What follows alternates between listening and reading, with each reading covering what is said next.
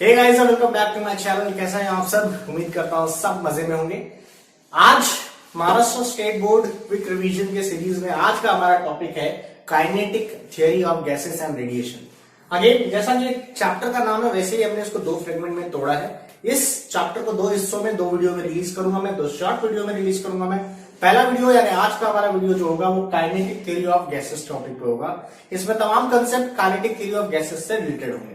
और दूसरा जो हमारा वीडियो होगा वो होगा रेडिएशन वाले चैप्टर पे, रेडिएशन वाले सेक्शन में, जिसमें तमाम कंसेप्ट जो होंगे वो रेडिएशन बेस्ड होंगे। तो अगेन इस चैप्टर को हम दो वीडियो में फ्रेगमेंट करने वाले हैं। ठीक है, चैनल के साथ बने रहिएगा और अगर आप इस चैनल पर नए हैं तो जरूर सब्सक्राइब कर लीजिए। बिना किसी देरी के आइए कहानी शुरू करते हैं। Let's start the story. Kinetic theory of gases में जो सवाल आते हैं वो आपको सामने दिए हुए, दैट इज प्रेशर सबसे इंपॉर्टेंट, सबसे बड़ा सवाल। दूसरा बॉयल्स लॉ। तीसरा आपको ये प्रूफ करना पड़ता है कि रूट मीन स्क्वायर वेलोसिटी इतना होता है, that is square root of absolute temperature. उसके बाद काइनेटिक एनर्जी के 4 सवाल और उसके बाद degree of freedom. Is it clear? Important questions मैंने ऑलरेडी दे रखे हैं, आप जाके मेरे वीडियो लिंक में वो इंपॉर्टेंट क्वेश्चन डाउनलोड कर सकते हैं। आइए डेरिवेशन शुरू करते हैं। याद रहे this derivations are very very important.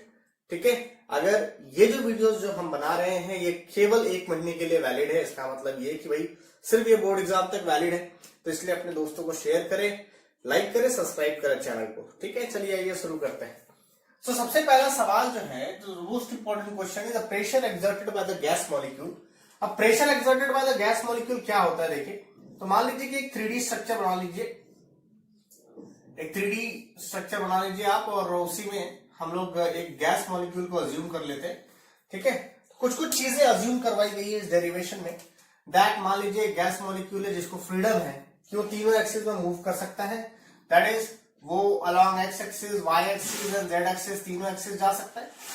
ठीक है, बस याद रहे कि अगर वो एक्स एक्सिस में जाता है तो उसकी वेलोसिटी, यानी हम लोग जब बात करेंगे वेलोसिटी की, तो velocity along X axis U रहेगी, velocity along Y axis V रहेगी, और velocity along Z axis will be W. तो ये 3 पैरामीटर्स के साथ हमें डील करना है। ट्रिक क्या है इस डेरिवेशन की? तो ट्रिक वेरी इंपॉर्टेंटली ध्यान रखें कि इस डेरिवेशन की ट्रिक क्या है। डेरिवेशन की ट्रिक है कि आपको निकालना है प्रेशर। अब यार प्रेशर क्या होता है? तो प्रेशर का फॉर्मूला हो गया फोर्स अपॉन एरिया। प्रेशर का फॉर्मूला हो गया फोर्स बाय एरिया। अब फोर्स कैसे निकलेगा? देखो बालक, फोर्स निकालने के लिए कोई बहुत तोड़न चीज नहीं करनी है। फोर्स आता है rate of change in momentum per unit time. Rate of change in momentum per unit time से आपका फोर्स आता है, और उसके अपॉन एरिया। अब rate of change in momentum क्या कहानी कहता है देखो। So rate of change in momentum per unit time में मतलब आपका टारगेट है पहले तो मोमेंटम का चेंज निकालो, फिर टाइम निकालो, फिर एरिया निकालो। अगर ये 3 काम हो गए तो अपना प्रेशर डिराइव हो जाएगा। क्या? Change in momentum, time and area. Clear? चलिए सो एक एक करके चीजों को शुरू करते हैं। जैसे मान लेते हैं, ठीक है, तो मान लीजिए एक सिंगल गैस मॉलिक्यूल की बात कर लेते हैं। ठीक है, आपकी किताबों में मल्टीपल गैस मॉलिक्यूल को एक साथ लिया गया है। मैं एक सिंगल का मॉलिक्यूल का कंसेप्ट समझाया था, आपको मल्टीपल खुद ब खुद समझ में आ जाएगा। सिंगल समझ लीजिए तो मल्टीपल अपने आप लिख पाएंगे आप। देखिए, सिंगल गैस मॉलिक्यूल के मान लेते हैं कि एक सिंगल गैस मॉलिक्यूल है, उसका इनिशियल मोमेंटम, ध्यान देना बच्चा इस बात पे, initial momentum of the part, initial momentum यानी पी ऑफ आई क्या लिखा जाएगा? एम यानी mass of the gas molecule into velocity u, है ना। चलिए फाइनल मोमेंटम देखते हैं। So final momentum of the part is m. अब टकरा के वापस उसी वेलोसिटी से आया नेगेटिव में, तो उसी वेलोसिटी से वापस आ रहा है इसलिए नेगेटिव साइन, तो माइनस एम यू। देयरफॉर सबसे इंपॉर्टेंट चीज आपको तो ध्यान होनी चाहिए वो है चेंज इन मोमेंटम। अब ध्यान देना बच्चा, चेंज इन मोमेंटम का फॉर्मूला क्या हो गया? Minus m u, that is minus 2 m u. यानी गैस मॉलिक्यूल का जो चेंज इन मोमेंटम आया वो आया minus 2 m u. Is it clear? Minus 2 m u. ध्यान से, तो ये change of the gas, change in momentum of gas molecule हुआ। ठीक है, और हमें क्या निकालना है भाई? हमें निकालना है momentum exerted momentum exerted on wall of the container, momentum exerted on wall of container, है ना। अब वॉल ऑफ कंटेनर मतलब ये जो नेगेटिव आपने लिया है ना, इसी का पॉजिटिव वैल्यू, क्योंकि जितना गैस मॉलिक्यूल लूज करेगा उतना वो गेन करेगा। इसका मतलब मोमेंटम जो गेन हुआ ये 2mu हो गया। एम आई राइट? अरे हाँ ना। चलिए, तो ये हो गया आपका वो रिक्वायर्ड चेंज इन मोमेंटम। तो हम चेंज इन मोमेंटम निकाल पाए हैं। ये हमारा स्टेप नंबर 1 कंप्लीट होता है। यहाँ पे हम ये निकाल चुके हैं। अब निकालना टाइम। टाइम क्या हो रहा है भाई, देखो तो भाई ये गैस मॉलिक्यूल है, इस वॉल से इस वॉल जाने के लिए, इस वॉल से इस वॉल की दूरी कितनी है, L। इस वॉल से इस वॉल जाने के लिए कितना टाइम लग रहा है, देखो। तो दूसरा कंसेप्ट जो हम निकालने वाले वो है टाइम। अब टाइम का फॉर्मूला क्या होता है भाई, टाइम का फॉर्मूला होगा डिस्टेंस बाय स्पीड। अरे टाइम का formula distance by speed. Distance कितना, यहां से मॉलिक्यूल गया और वहां से वापस आया, मतलब L गया L वापस आया, मतलब 2L। और स्पीड की वैल्यू क्या है भाई साहब, 2 की वैल्यू, स्पीड की वैल्यू है u। तो उसका टाइम जो निकल गया वो 2L/u। तो ये आपका दूसरा इंपॉर्टेंट टर्म, पहला इंपॉर्टेंट टर्म ये था, दूसरा इंपॉर्टेंट टर्म, 2 इंपॉर्टेंट टर्म निकाल चुके हैं आप। मतलब आपका टाइम भी क्लियर हो गया। एरिया निकालना कोई बड़ी बात है क्या भाई? एरिया तो बहुत आसान सी चीज है, 2 चीज निकल चुकी है ना। तो थर्ड वन इज एरिया। अब एरिया क्या है भाई, दिख रहा है ना स्क्वायर है, तो भाई ये L स्क्वायर, क्यूबिक है, वॉल्यूम होगा L क्यूब, एरिया होगा L स्क्वायर। आपको भविष्य में वॉल्यूम की भी जरूरत पड़ेगी तो हम वॉल्यूम भी पहले ही निकाल के रख लेते हैं। वॉल्यूम क्या होगा, L cube. So put all the 3 derivation here, सारी की सारी वैल्यू यहां पुट कर दीजिए। अगर सारी की सारी डेरिवेशन पुट करेंगे तो आपको दिख जाएगा कि प्रेशर जो निकल रहा है वो कुछ इस प्रकार है, 2mu upon, this is 2mu upon 2L into you का स्क्वायर। बात समझ में आ रही है? तो ये 2 और 2 getting cancel, whole upon area, area बोले तो L स्क्वायर। तो फाइनल जो आंसर आएगा वो आएगा mu square by L cube, है ना, mu square by L cube. अब मैंने कहा था u is the velocity along x axis, मतलब ये x का प्रेशर हो गया। तो आप वहीं पे लिखेंगे कि भाई सिमिलरली y का प्रेशर हो जाएगा m v square by L cube, and z का प्रेशर हो जाएगा m w square by L cube. बात समझ में आ रही ना? अब देखो इस क्वेश्चन को कैसे कंक्लूड कर रहे हैं हम। याद आता लास्ट पार्ट कि प्रेशर जो होता है that is average of all, that is px plus py plus pz by 3, average of all. तो अगर आप यहां पे लिखेंगे तो 1/3 कॉमन आ जाएगा, m by L cube common आ जाएगा, और आपके सामने बचेगा u square plus v square plus w square. अब इसमें एक नोट लिखना बेटा, देखो रूट मीन स्क्वायर वेलोसिटी का फॉर्मूला क्या था, याद करिए। तो ये था u square v square w square by n। अब इसमें अगर मैं ये वैल्यू उठा के रखूं, ये वाली वैल्यू उठा के अगर मैं यहां रखता हूं तो इमेजिन करिए कि चीजें कैसी आने वाली है। तो चीजें आएगी p इज इक्वल टू 1/3, है ना, m बाय L क्यूब। यहां पे ये n इधर मल्टीप्लाई हो जाएगा, दैट इज n CRMS का स्क्वायर। इसको फर्दर सॉल्व करेंगे तो आपका आंसर आएगा 1/3 रो CRMS का स्क्वायर। तो आपका प्रेशर डिजाइन होता है 1/3 रो CRMS का स्क्वायर। रो कहां से आया भाई, तो ये वॉल्यूम हो गया, ये टोटल मास हो गया, मास बाय वॉल्यूम डेंसिटी हो जाता है। तो ये आपके लिए फॉर्मूला हो गया। क्या मेरी बात समझ में आई है? Am I clear with this? ठीक है, चलिए नोट करिए इसको। चलिए अगले सवाल की ओर बढ़ता है जिसका नाम है बॉयल्स लॉ। तो बॉयल्स लॉ की कहानी जरा समझते हैं हम लोग यार कि बॉयल्स लॉ क्या कहना चाहते थे और क्या सिचुएशन थी इनकी। तो बॉयल्स लॉ का एक्चुअल स्टेटमेंट ये कहता है कि pressure is inversely proportional to volume. कौन सी सिचुएशन में भाई साहब? तो वो कहते हैं कि अगर आइसोथर्मल कंडीशन रही तो प्रेशर जो होगा वो इनवर्सली प्रोपोर्शनल टू वॉल्यूम होगा। मतलब ये कि आपको प्रूफ करना पड़ेगा कि पीवी की वैल्यू क्या है, कांस्टेंट है। You have to proof PV की वैल्यू कांस्टेंट है। देखिए पीवी की वैल्यू कांस्टेंट प्रूफ कैसे होती है। तो यहाँ पे इसका प्रूफ चालू करते हैं। प्रूफ हम करेंगे काइनेमेटिक इक्वेशन से। तो प्रूफ कैसे हो रहा है देखें जरा ध्यान से।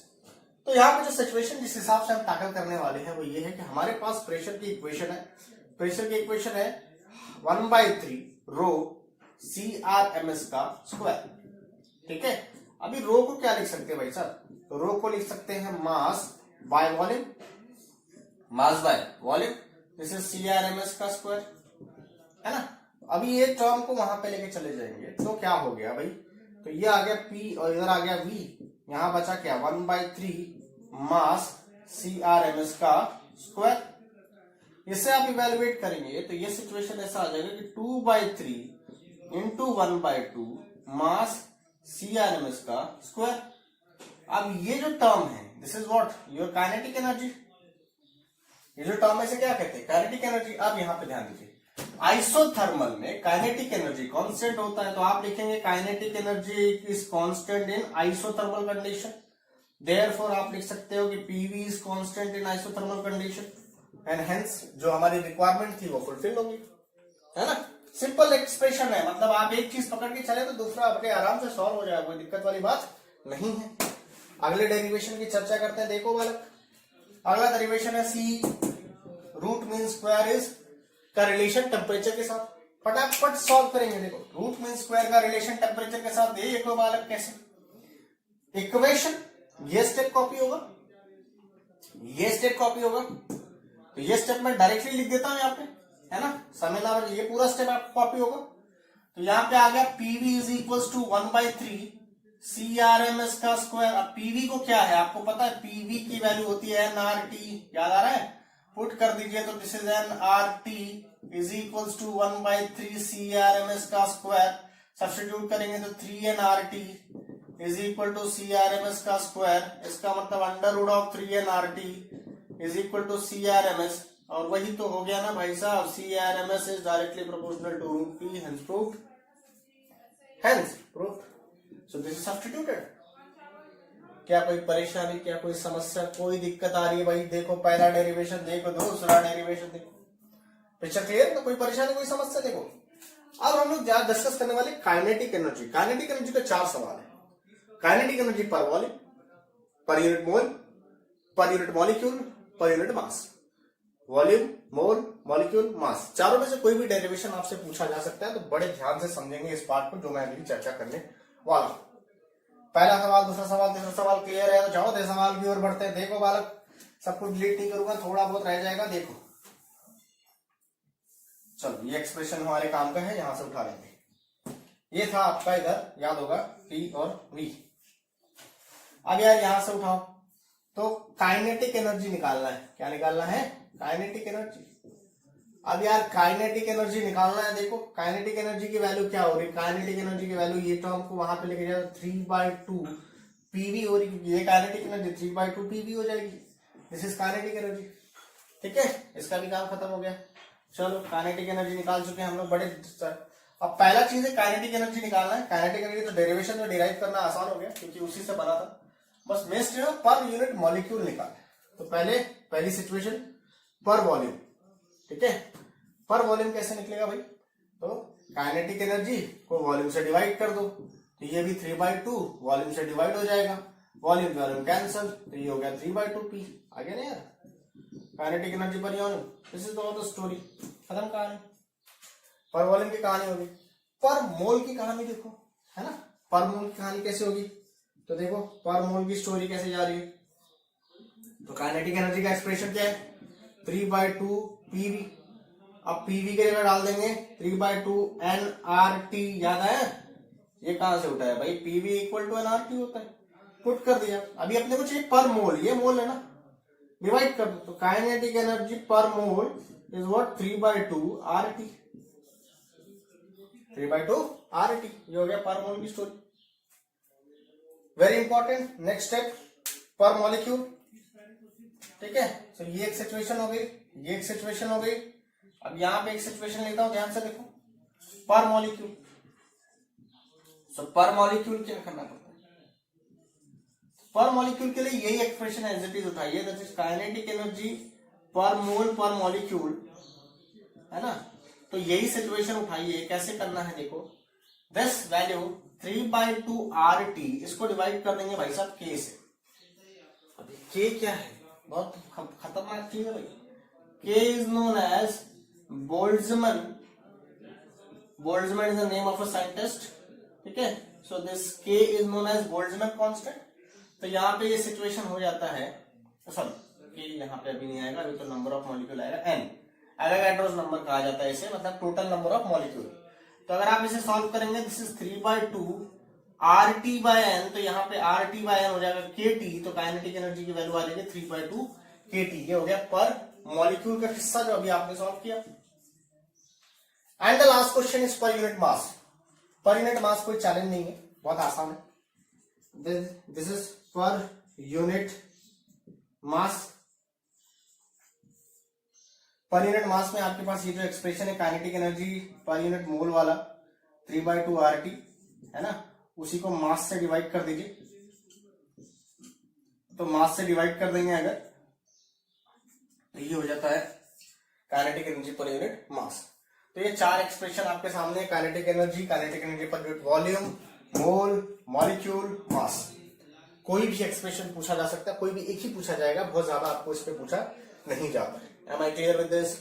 चलिए आगे बढ़ते हैं। अगला जो प्रवचन है ये कभी पूछा नहीं है, डिग्री ऑफ फ्रीडम कभी नहीं आया है एग्जाम में, लेकिन आने की संभावनाएं हो सकती है, तो हमारी तैयारी पूरी रहनी चाहिए।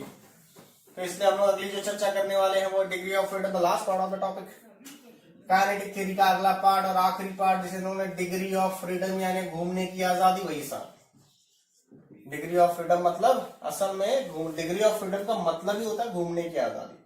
इसमें आपको तीन टाइप के सिचुएशंस बताए जाते हैं कि भाई मोनो एटॉमिक गैस के लिए क्या कहानी होगी, डायटॉमिक गैस के लिए क्या कहानी होगी, और पॉली एटॉमिक गैस के लिए क्या कहानी होगी।